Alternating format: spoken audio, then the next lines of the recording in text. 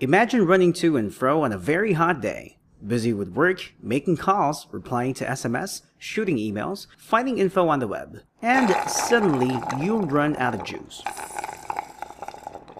Android devices are smart mini computers, but there's a price for that. For one, they need more battery power than non-smartphones.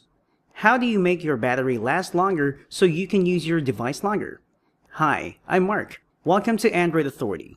In this video, learn several useful tips and tricks to squeeze more juice out of your Android device's battery.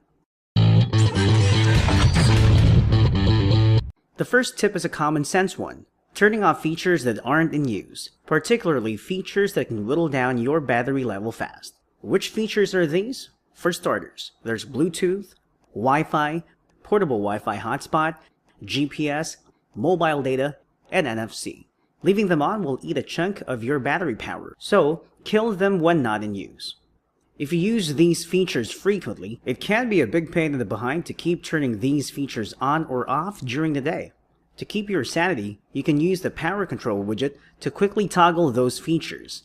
Just place the widget on your home screen and tap on the buttons.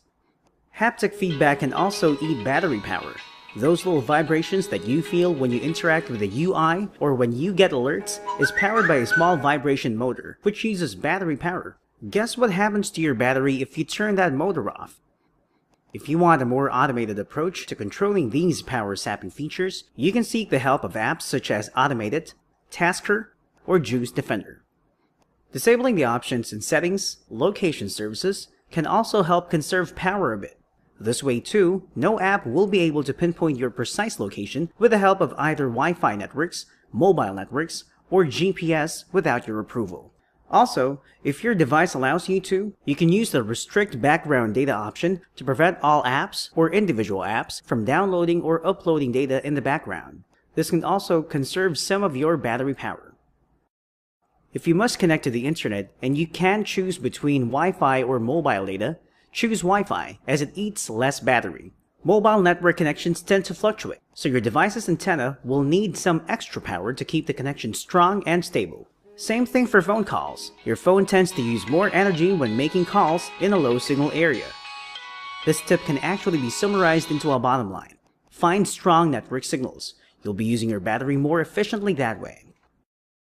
Another area where you can save more battery power is in app data syncing, app update frequency, and app notifications or alerts.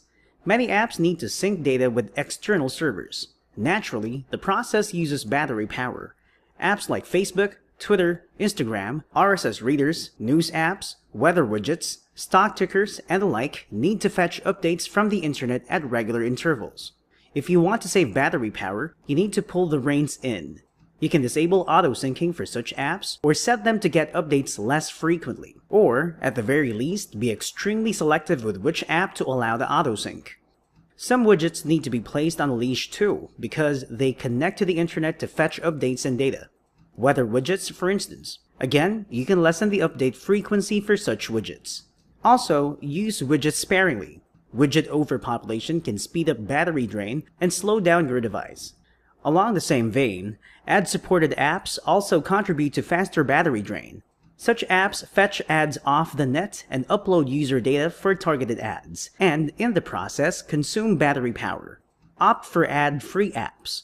Most are paid apps though, but you can find well-developed free apps that don't use ads. You can also save battery power by restricting notifications. Do you really need to be notified about everything that all of your apps do? Allow only important notifications to go through. For everything else, turn off notifications. If you have a Jelly Bean device, you can go to Settings, Apps, then go through the apps on the All tab and uncheck the Show Notifications option on each app's info page.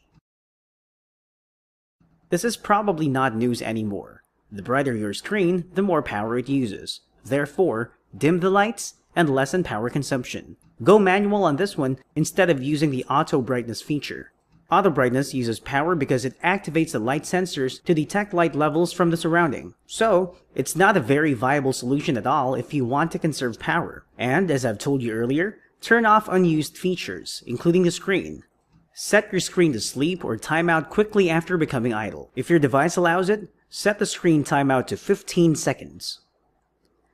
To tell you the truth, I know of some former iPhone users who converted to Android simply because of animated wallpapers.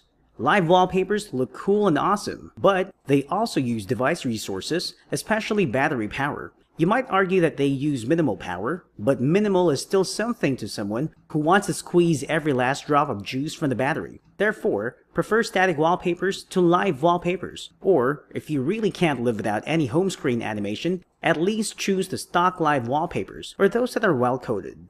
And, if your device uses organic light-emitting diode or OLED technology, or its AMOLED and Super AMOLED siblings, you can conserve more battery power by using a black wallpaper and a dark theme. Unlike LCD technology, which uses backlighting, each OLED pixel produces its own light and thus uses power. So if the bulb is lit, power is eaten.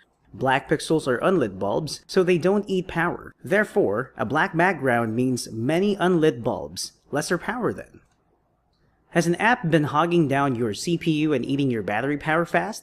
Uninstall it.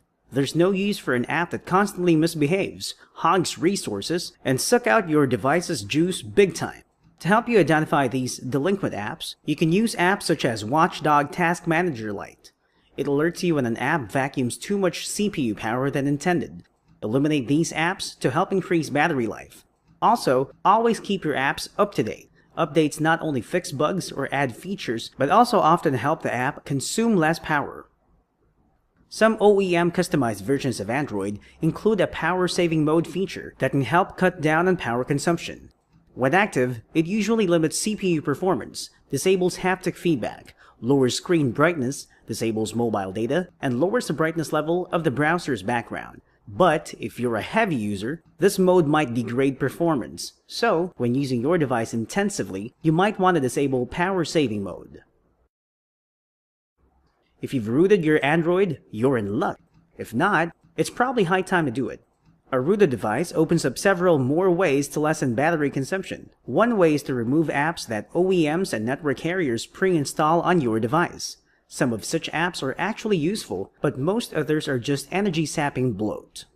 Another way is through the use of CPU control apps such as Set CPU for root users, No Frills CPU Control, and CPU Tuner. All these need root.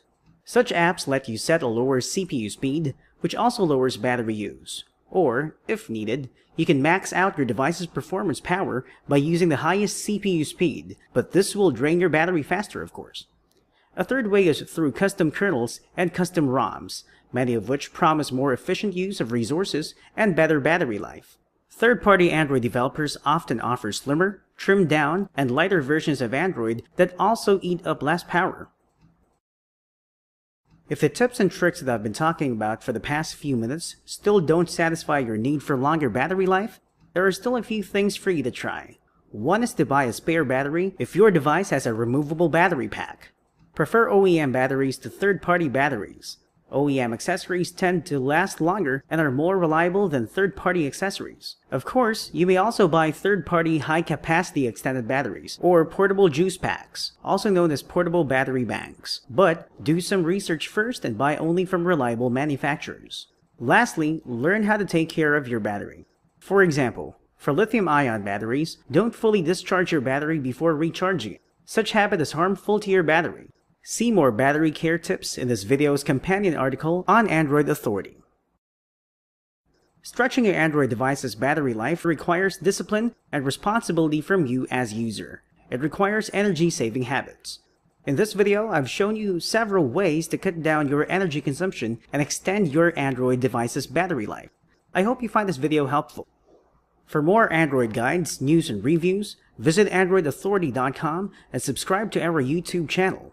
I'm Mark, glad to be of service. Until next time, and remember, the power of Android is yours.